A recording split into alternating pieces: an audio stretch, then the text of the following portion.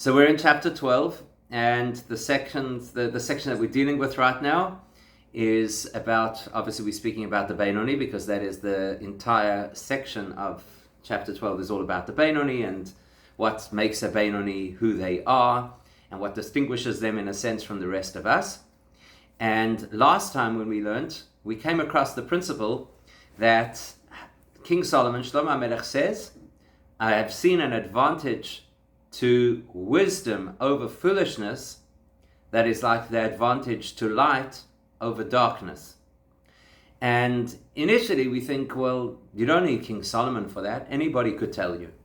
Any thinking person should surely know that there's a significant difference between dark and light, wisdom and foolishness. And any thinking person should surely know that light is better than dark and wisdom is better than foolishness. So what is King Solomon telling us that is so surprising, that is so amazing, that is so revolutionary, that is the wisdom of Solomon? Last time we started to speak about light versus darkness, and today we have to speak about wisdom versus foolishness.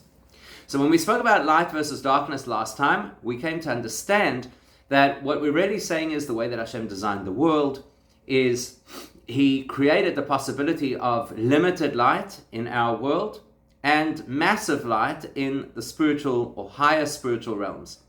And we learned a very interesting principle, which is that very often the things in our world which are not so kosher, which are not so positive, which seem to be overwhelming, the things that seem to get in the way of our spirituality, that very often those things are actually powered by a higher light. I mean, it doesn't sound like something which a person would expect, but they're in fact driven by a higher light. Because the way that Hashem runs the world is that we have what's called tikkun, we have what is called tohu. We spoke about the fact that there are different realities, but essentially it boils down to this principle. It boils down to the fact that because Hashem is so great, in fact, Hashem is infinite, that is why there is the possibility of negativity. It's because of Hashem's infinite capacity. And so the negative things in this world are actually the product of infinite energy, whereas the positive things in this world are the product of things that are more finite energy, because, when you're coming from a more finite reality, then things have to work, they have to make sense. The good guys have to be on top, the bad guys have to, so to speak, get the raw end of the deal.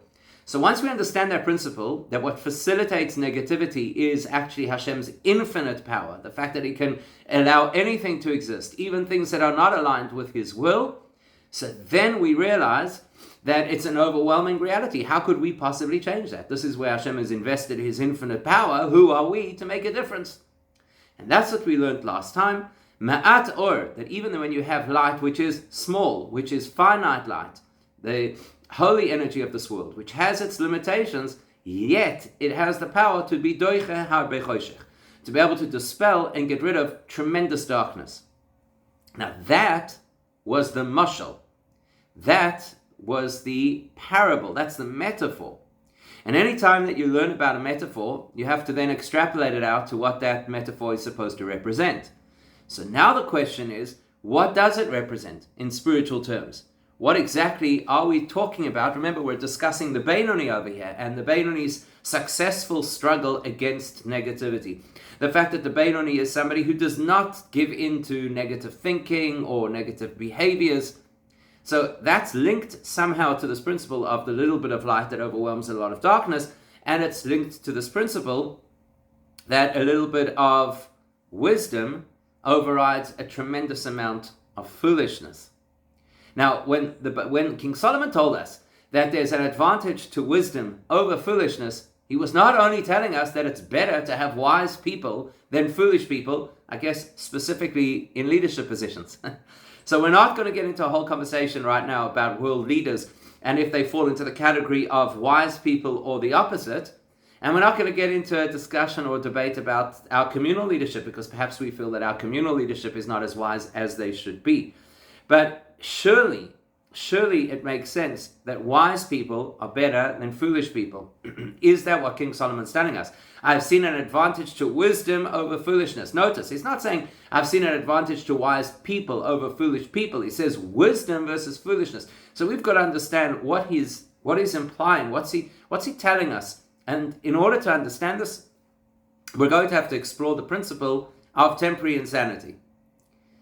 So in the legal world, temporary insanity is used as an argument to mitigate a person's liability. So somebody does something that they were not supposed to do, and the defense attorney gets up and says, you have to understand their circumstances, they weren't really thinking straight, they were in a state of temporary insanity. And then the judge might say, okay, well, temporary insanity, so we'll excuse their behavior.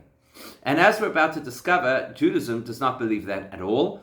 In fact, to the contrary, Judaism believes that it's always temporary insanity. Anytime that we do something which is misaligned with what Hashem wants, that is temporary insanity. So we're going to explore that. That's the insanity that King Solomon is talking about.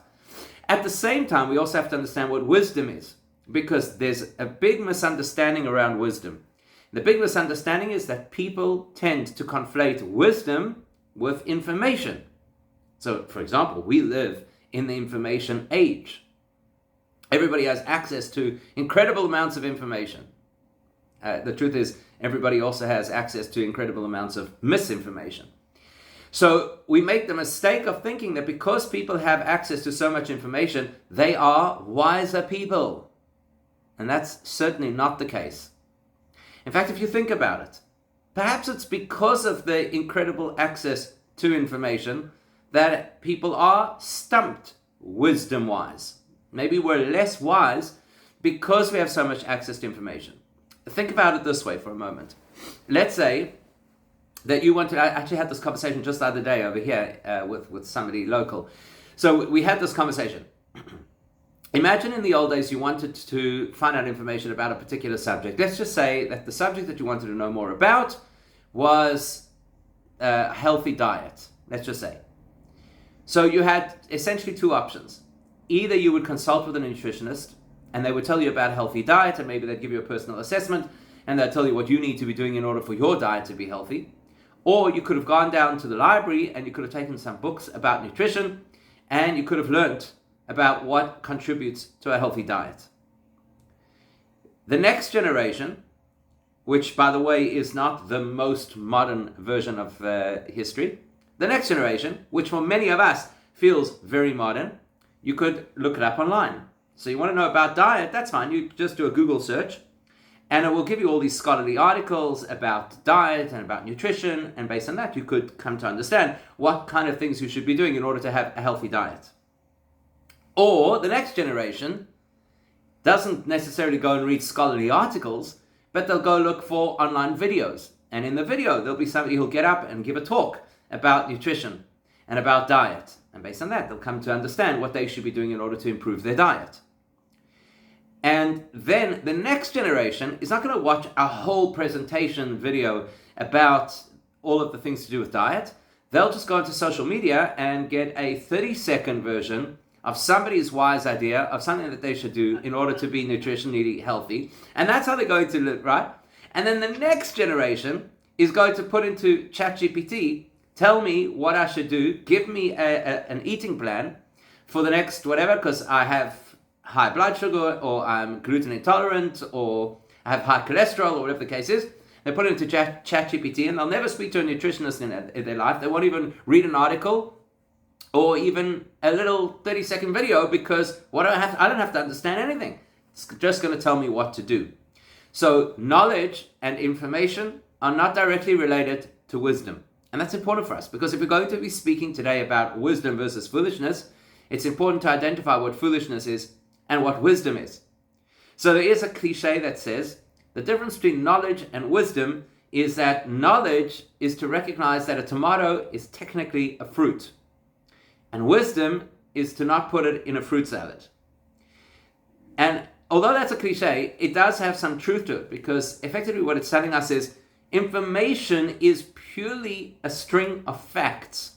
Having a string of facts, or having access to a string of facts, does not give us necessarily the wisdom of how to use and apply those facts.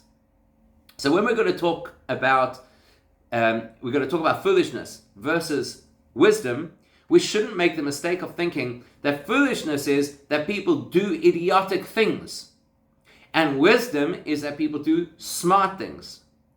Because what we're going to discover is that the notion of wisdom versus the notion of foolishness, particularly in our context, talking about the Beinoni, talking about spiritual development, is not that clear cut. It's not just a matter of who knows things versus who does not know things. So with that introduction, let's have a look at the Tanya. Okay, so we're just near the top over here. I'm going to go back a little bit because what we read already before is, let's go from the second line. Shema'at or gashmi doiche harbe mina choshech. So what we said is that a little bit of light pushes away, dispels a lot of darkness. And the next words are really important. We did touch on them, but we haven't really expounded on them. So the next words are really important, which is that shenitche mimenu, that when there is light, the darkness is pushed away from the light. Two key words, me'elav, of its own accord, umemela, and automatically. Now that's really important information, because when a person is in a situation that is dark, we'll start first with a physical example and then we'll extrapolate out to a more personal example. So when a person's in a dark room, or let's say beyond that, let's say it's not just that you're in a dark room, let's say that there's a power outage in the entire neighborhood. So it feels very overwhelmingly dark. It's dark in my place, the neighbors in darkness, the street is in darkness, the people across the street are in darkness. So you think, what are we going to do to fix this? How are we going to get rid of all of this darkness? Essentially, all we need is a technician to flip the switch. Let's just say that that's what's happened, that there was a power surge in a particular neighborhood, and so the power's tripped in that particular neighborhood. All we need now is somebody to come along and flip the switch, and the power will come back on. Simple, right? Simple, straightforward. It's not like the old days. In the old days, you would have the lamplighter who went around from lamp pole to lamp pole, lighting each one. Now, even then, it is fair to say that a little bit of light dispels a lot of darkness. But in our world of electricity, it's even more dramatic than that, because the person flips one switch, and voila, there you have it. The entire neighborhood that was in darkness is now illuminated. So it happens me'elav, it happens of its own accord, and it happens automatically. That means to say, we don't have to go now and trigger a light at every single spot within the neighborhood. We just flip one switch and everything is illuminated again. The other thing is, you don't have to apply any force to the darkness in order to get rid of the darkness. There are other issues in our lives that require force. So God forbid if a person is feeling unwell, so we've got to do something proactively in order for them to feel better. So we're going to have to give them medication, and we might have to build up their physical strength, and they may need various treatments, because there's a fair amount of resistance. You know, there's the actual illness, the virus, the bacteria that is creating resistance, and we have to overcome that resistance in order for the person to get better. Darkness is not that way. Darkness is insubstantial. It doesn't have resistance. It doesn't push back against light. That's the fascinating thing. It doesn't push back against light. So there might be other areas in life. There might be things that are dangerous, and we've got to push back against the danger in order to make an environment safe. There might be things that are negative, and we have to work hard against that negativity. So there's going to be resistance when you're trying to encourage people to be optimistic, and they're feeling despondent. So that despondence often feels like resistance, and you've got to push against that resistance in order to get them into a positive space. Darkness has no resistance, which is a fascinating principle. It is an insubstantial entity. Therefore, I don't have to force the darkness out. All I need to do is introduce light into the space, and then me'elav, of its own accord, the darkness disappears. Umemela, and it happens instantaneously. It's not like the darkness will slowly recede as the light slowly fills the room. It's an automatic, immediate shift. As soon as I turn on the light, immediately the light replaces the darkness in the room without friction, without resistance, without delay. That's important information for us, because That's going to help us understand the nature of how we're supposed to see the world. And yes, we're talking here specifically in the context of the Beinoni, and we will return to the Beinoni specifically shortly. But before we get there, we need to understand the principle of how good and evil work. So kach, in exactly the same way as that little bit of light automatically and instantaneously replaces a whole lot of darkness, kach, in exactly the same way, nitche memela, there's this immediate and automatic dispelling of sichlus harbe shel haklipa v'sitra achra shebecholol hasmoli, of a tremendous amount of the two words that he's using over here, which we're familiar with. Klippa, which is the obstruction to godliness, and sitra achra, which is anything that is on the opposite side of reality from godliness. All of that is what he's calling sichlus. All of that is called foolishness, and all of that lives b'cholol hasmoli, in the so-called left side of the heart, as we said in chapter 9, which effectively means in the part of ourselves that is not so spiritually switched on. Skip the brackets for now, we'll come back to them shortly. Mipnei hachokma shebenefesh oilikis shebemoyach. All of that negativity, all of that foolishness is going to be dispelled immediately and instantaneously and without effort be completely displaced by the wisdom that is from the nefesh oilikis, from the godly soul, shebemoyach, which is within the mind. Okay, so there's a few pieces of information over here that we have to collate. The first is that we're calling inappropriate thoughts or inappropriate behaviors, we're calling that foolishness. The second thing is we're identifying that it lives in what's called the left ventricle of the heart. In other words, foolishness is typically an emotional experience. And we're saying that in order to dispel it, we need the nefesh haelokis, the godly soul, which manifests itself through the mind. So we've already previously learned the principle, moyach shalit al halev, that the mind has dominion over the heart. And now we're exploring what that concept really means. The mind is the seat, it's the conduit of the neshama. The heart is predisposed to the shenanigans of the nefesh habahamis, of the animal soul, self-interest. And so the power of the mind, motored, generated by the neshama, is that it can overcome and shift the nefesh habahamis, the animalistic soul, which tends to be foolish. Now, the Gemara talks about this. The Gemara compares the Yetzer Tov and the Yetzer Hara, the positive and the negative inclinations, which generally align with the neshama and the animal soul. And the Gemara tells us that the nefesh, or the, as it calls it, the Yetzer Tov is considered like a young child, and the Yetzer Hara is considered like an elderly, foolish king. Now, the reason to compare the Yetzer Tov to a child and the Yetzer Hara to an adult is because we know that the Yetzer Hara is part and parcel of our reality from the get-go, whereas the Yetzer Tov only really becomes manifested at bar or bat mitzvah. So by the time the nefesh haelokis really starts its work, the godly soul really starts its work, the animal soul has already had a head start, and therefore it's considered older. But the part that we're focusing over here is where the Gemara says that that animal soul, or that negative inclination, is considered a fool, a foolish king. Why is it considered a fool? Why are we using this expression, sichlus, foolishness, to refer to the animal soul, to refer to the Yetzer Hara, to refer to our predisposition to poor behavior? Now we can go back to the brackets, because that will help us understand this. Kamaimer Azal, as the Gemara tells us, Elo im kein nichnas boi ruach shtus v'chulei. The full quotation is, the Gemara tells us that a person would never sin were it not for the fact that a spirit of foolishness came into their minds. Okay, let's understand that. First and foremost, we all know this from our own experience, that we all do things that afterwards we look back at and say, wow, that was a foolish choice. I should never have done that. I feel like an idiot. Why did I allow myself to do that? Now that could happen, for example, when a person is, let's say, at a bar mitzvah or a wedding, and we land up eating too much at the buffet, right? So at the time it seemed like a good idea, And then afterwards, when we come home and we feel terrible, physically ill, then we say, that was a foolish idea. That was a dumb thing. We should never have done that.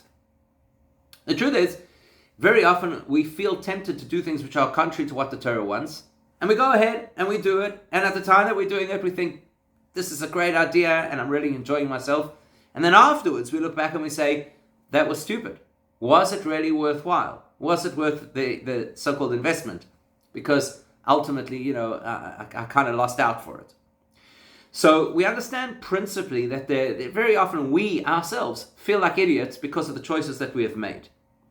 When the Gemara tells us that a person would never do an Aveira, would never sin, would never contravene what Hashem wants, were it not for foolishness, the Gemara is actually telling us something a little bit more profound than that. Again, we've already identified that the primary operating environment of the Nefesh HaBahamis, of the animal soul, is the heart. In other words, the world of emotions. And the primary operating environment of the Nefesh HaElokis, of the godly soul, is the mind. Now, what that really means is that the difference between what drives the Nefesh HaBahamis and what drives the Nefesh HaElokis, the animal and the godly souls, is self-interest versus higher interest. In other words, the Nefesh HaBahamis is interested in me. That's why it's actually a really important part of our survival, because if we did not have a Nefesh HaBahamis, who would ensure that we actually look after ourselves? And that's why the Gemara tells us that we should not completely disregard or undermine the various temptations that we have, because if used appropriately, they're good. Like, for example, the temptation to eat is critical for survival. But what marks the Nefesh HaBahamis is self-interest. What marks the Nefesh HaElokis, and the reason that it is associated with the brain, is analysis. Is this worthwhile? Should I be investing my time and my energy in this particular reality? So the Nefesh HaElokis is more acutely aware of purpose, of higher ideals. And so it's going to make its choices based on higher ideals, even if there's some cost to self. Right now, I'm going to sacrifice what I want in favor of what Hashem wants, higher purpose. That's the thinking of the Nefesh HaElokis versus the thinking of the Nefesh HaBahamis. So, the thing is this: when a person looks at the world through the perception of self, that's when they are susceptible to making foolish decisions. And in fact, what we're going to see emerge as quite an important theme in Tanya from here into quite a number of the chapters still to come is, if we were conscious of the outcomes of our decisions, we would decide differently. And they tell a story about Rebbe Levi Yitzchak of Berditchev, who was a great Hasidic Rebbe. He was also related through marriage to the Alter Rebbe, the author of the Tanya. They had grandchildren who married. So Rebbe Levi Yitzchak of Berditchev was renowned for always coming up with arguments on behalf of the Jewish people, defending the Jewish people, even defending behaviors that were not necessarily the best kinds of behaviors. So one year on Yom Kippur, Rebbe Levi Yitzchak of Berditchev gets up in shul and he gives a clap on the bima and he says, "We have all sinned. We are all guilty. We have all transgressed. We've gone against what Hashem wants." And there were people in those days who were very sensitive. And when they heard the rabbi speaking this way, they immediately broke down and they became very emotional and they felt terribly guilty. None of them anticipated what Rebbe Levi Yitzchak was going to say next. He says, "But I would suggest that the reason we have done all of these things, Hashem, that is your fault." So you can imagine it was a collective gasp right throughout the whole shul. I'm sure there were some people looking over their shoulder waiting for the lightning bolt to hit. You don't speak like that on Yom Kippur. Everybody knows Rosh Hashanah and Yom Kippur is the time to give everybody a good talking to. You don't challenge Hashem on such a special day. So everybody was very taken aback. And Levi Yitzchak of Berditchev continued. He said, "Hashem, if the way you had created the world would have been that Gan Eden and Gehenna were available at every 7-Eleven, they were advertised on every billboard, and all of the transgressions of the Torah were kept in a big encyclopedia on the bookshelf, then we would all do exactly what you want. But you reversed it. You took all the temptations and you put them in the shops and on the billboards, and Gan Eden and Gehenna you put into an encyclopedia on the bookshelf. So what do you expect we're going to do? It's only natural that people are going to do the wrong thing. Because we respond to and we react to what we see. We are wired to live based on what's present, what's obvious, and then we have to be trained to live based on what is not so obvious. And that's why we consistently make decisions that are not necessarily the healthiest. Let's circle that back now to this conversation about foolishness. Foolishness does not mean that a person is an outright idiot. Foolishness means that a person is making a poor decision in the context of whatever thing they're doing. In other words, every one of us, as I said before, we've had moments in our lives where we turn around and say, that was a stupid decision. That was a stupid investment. That was a poor choice. But we don't want anybody else to come and rub our noses in it. We don't want somebody coming along and say, well, you know what? You are a stupid person because you made a stupid choice. We don't want to hear that.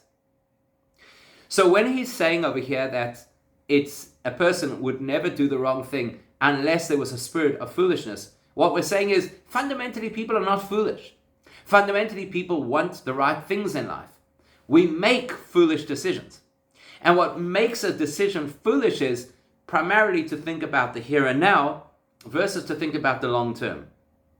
Those are the poor decisions that we make with regards to health. So we don't look after our health when we're young, and then we complain about it when we're older. Those are the foolish decisions that people make, for example, when they have bad habits, like let's say a person smokes or eats unhealthy foods, and then later on it comes back to haunt them. Those are decisions of people who spend money and don't invest for later on in life or for a rainy day, etc., etc., etc. It's not that the person is a fool. We make foolish decisions. The nature of a foolish decision is to prioritize the now or the self over the later or the higher. So the Yetzer Hara is called a fool because the Yetzer Hara is completely focused on what is in it for me now. And those two factors are what lead us down the garden path. Those are the factors that cause us to make poor decisions. Now, the problem is, very often we believe that we're stuck in those poor decisions. Very often we feel we're just going to repeat the same things again and again and again. And it reminds me of two things. Firstly, it reminds me of the Gemara. The Gemara tells a number of different stories which basically all have the same theme, where there was criticism by great sages of the ordinary folk that they are relinquishing lifelong existence or eternal existence in favor of short-term benefits. That's a theme you hear a number of times throughout the Gemara. And unfortunately, that is often the case. We're willing to surrender eternal values for short-term or transient experiences. So that's foolish. That's foolish even in the eyes of our investment advisor, our financial advisor. It's a foolish thing to give up long-term value for short-term value. But there's something much more powerful at play over here. And to illustrate that point, let me tell you a story. There were once these two brothers, and they grew up in a very Jewish religious family. We're talking probably 100 or possibly 200 years ago. And they were both at the age where they had to go to yeshiva. So they went to their local yeshiva, which was recognized, it was considered a very good yeshiva. That's where they went to study. What happened is, one of the brothers left the yeshiva and began a journey over a number of years that eventually led him to a Chabad yeshiva. And at some point, the two brothers discussed this, where the one brother had remained in the original yeshiva and the other brother had moved around and eventually landed in the Chabad yeshiva. And he wanted to know, what was it that prompted you? He says to his brother, what was it that prompted you to be able to move to eventually decide that that's where you belonged? So he says, I'll tell you the story. Essentially what happened was, when it came to Yom Kippur, I had a look at the whole list of things that we beat our chests for. Al chet shechatonu, the sin that we have sinned, for the sin that we have sinned. I was thinking about it. I looked at the list, and to be perfectly honest, I'm a yeshiva student. I spend my whole day learning and the rest of the day davening. And I looked at the list and there were 90% of the items on the list would never even be an option for me as a yeshiva student. So I couldn't understand, why do I have to beat my chest? Why do I have to say al-khayt? I'm not doing these things. That's for other people. He said it bothered me terribly. And I went to ask one of the teachers in the yeshiva, and they helped me to understand that if you look at al-khayt, it's all in the plural. Al-khayt shechatanu, the sin that we have sinned. So that put me at ease, because there might be items on the list that I've never done, but because we're a collective and the whole Jewish community is responsible for each other, so we all klap al-khayt on behalf of each other, and that helped contextualize why I'm mentioning sins that I've never done. He says the following year, when it came to Yom Kippur, I wasn't satisfied again. If it's true that the reason we're saying al-khayt is because we're including everybody else, then why do I hit my chest? Maybe we should have a system, you go around the shul, clap somebody else's chest. We're all in this together, right? Al-khayt shechatanu, I'll hit you on your chest. The fact that I'm hitting my own chest, that implies that probably I've actually done the things on the list. And I couldn't find an answer in that yeshiva, and I decided I was going to look further, which I did. And I came to a conclusion later on in a different yeshiva. I came to understand that al-khayt does not mean what I originally thought, which is as jener hat gesündigt, that somebody else sinned and therefore I have to help atone for them. But I came to realize al-khayt means as ich hab gesündigt. It's me. I did this. I have to own this, and I've got to fix it. But I came to realize also that at the end of the day, some of the sins that we do are not our fault. Some of the sins that we do are because of our circumstances. Some of the sins that we do are because this is the way we're wired. Every one of us has different challenges. That's why we tend to judge each other, because we look at somebody else and we say, why can you not overcome that particular issue? Because for me it's easy. We don't realize they're looking at us and saying, why don't we overcome our issues? Because for them it's easy. So ultimately he says, I came to the conclusion that of course we've done the things that are on the al-khayt list. Some of those things we've done in their most obvious version. Some of those things we've done in a more subtle variation. But we've done all of those things. But ultimately, we're not necessarily responsible for all of these things, because that's just how Hashem created either ourselves or our circumstances. And so I started to say, al-khayt, ich hab gesündigt. I'm the one who sinned. Aber ich bin nicht schuldig. But I'm not guilty, I'm not responsible for all of those sins, because unfortunately Hashem has snookered me with certain circumstances or predispositions. He says for a few months that satisfied me, but eventually I realized that that's not a good enough explanation, because if I'm not responsible for it, then I shouldn't have to say anything about it. It's out of my hands. It should just be ignored or overlooked. So I wasn't satisfied, he says. So I moved again to a different yeshiva, and in this other yeshiva, I came to realize that there's no such thing as shirking responsibility. We are 100% responsible for every single thing that we've done wrong. That's what it means to be a mature adult, actually, so take responsibility. We could blame anybody for as long as we want. It's not helpful to blame people, because ultimately we need to fix ourselves, and ultimately we need to change. And so I came to the conclusion that al-khayt means ich hab gesündigt. It's me.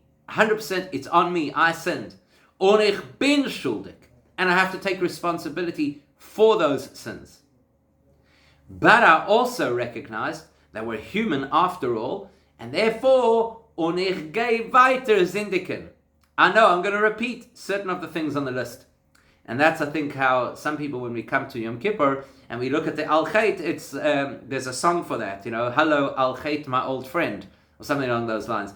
Because it's so familiar. I remember this one from last year and from the year before and from the year before.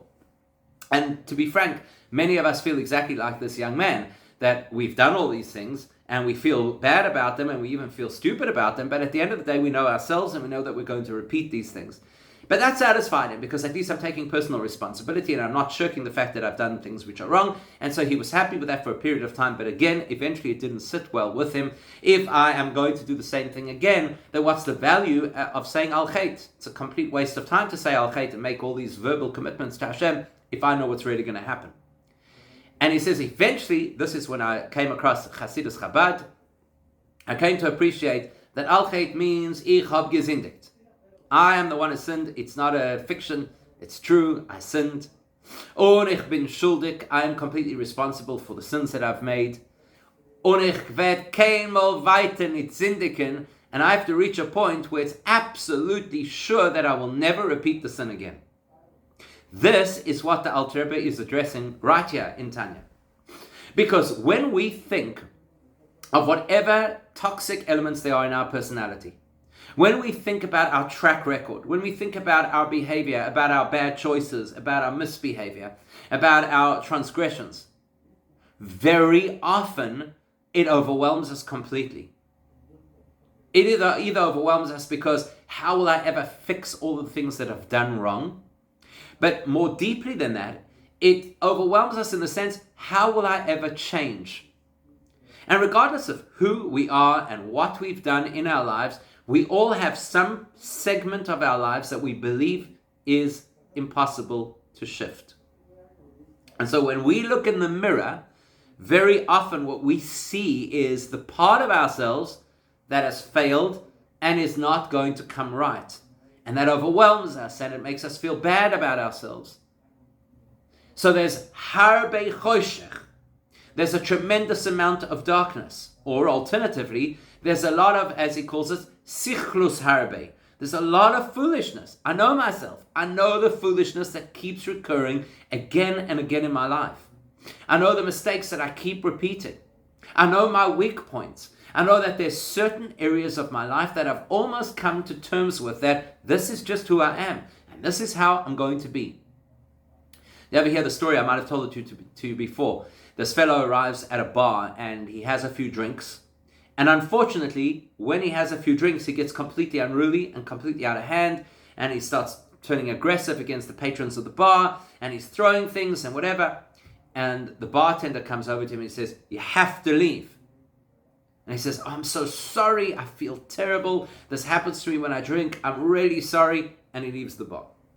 And then a week later, he's back and he has a few drinks and he gets completely out of hand and he's breaking property and he's attacking patrons in the bar.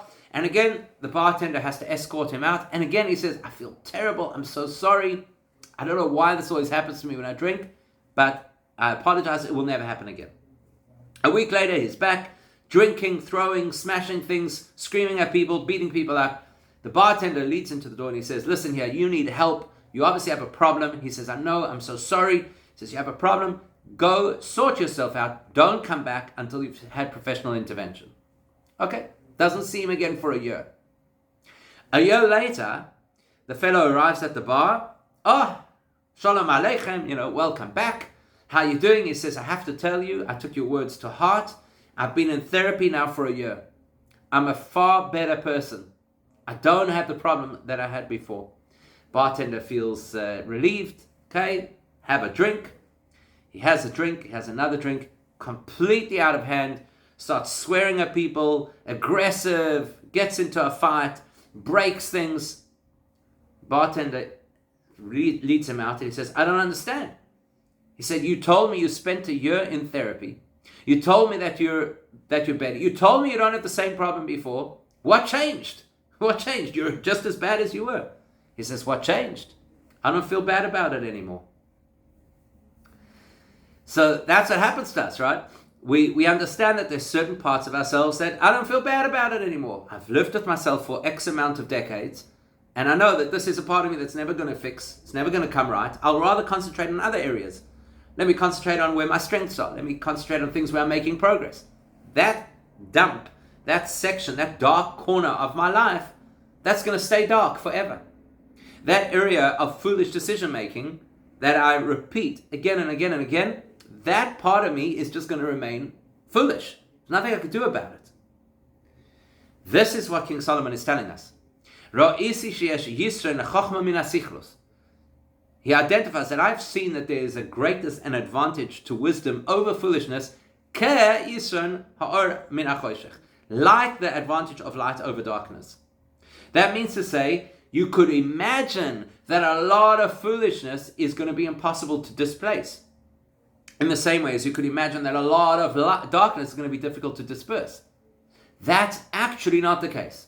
In the same way as we know from our own experience, we know this empirically, we know that it works scientifically, a little bit of light removes a tremendous amount of darkness without fighting, without effort, without resistance, without delay. Exactly the same thing happens with chokhmah when it is introduced into an environment of foolishness.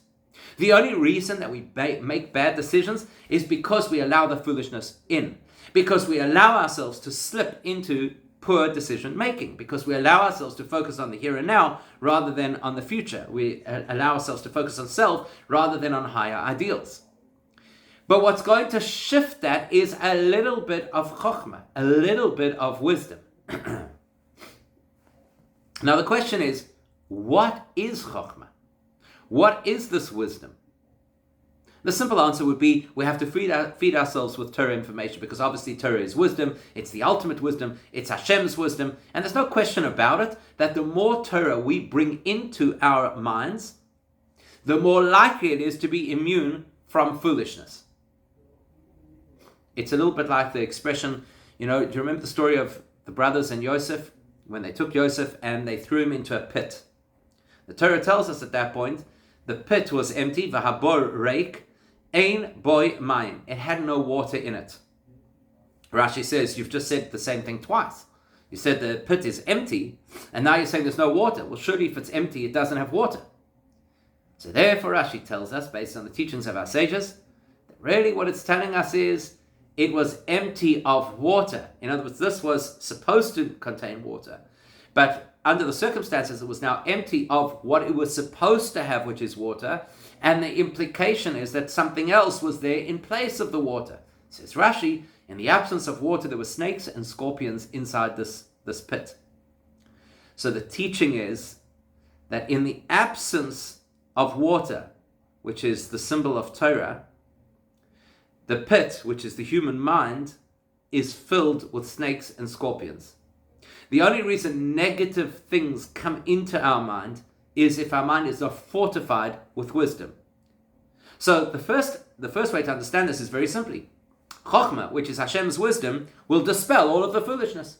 If we fill our minds with Torah, that will secure us against the intrusions of foolishness. But there's more to that story as well, because he said a little bit of Chokhmah. Remember, the comparison is wisdom is compared to light vis-a-vis foolishness, which is compared to darkness. So in the same way as a little light pushes away a lot of darkness, a little wisdom pushes away a lot of foolishness. Firstly, that does mean a little bit of Torah knowledge will fundamentally change our perception of the world and our behaviors. That's for sure. But the choice of the word Chokhmah over here is very important. And he's going to talk a little bit more about that shortly. But essentially, what we need to know is Chokhmah is the wisdom of letting Hashem in. It's not just the wisdom of information from Torah. Unfortunately, you get people sometimes who study Torah, and the way that they're studying Torah does not allow Hashem in. Sounds like a strange suggestion, but that is what happens. It is possible to study Torah in a way that does not allow Hashem into the space. The Gemara even says it. The Gemara says that it is possible for an individual to learn Torah in such a way that the Torah becomes unhealthy.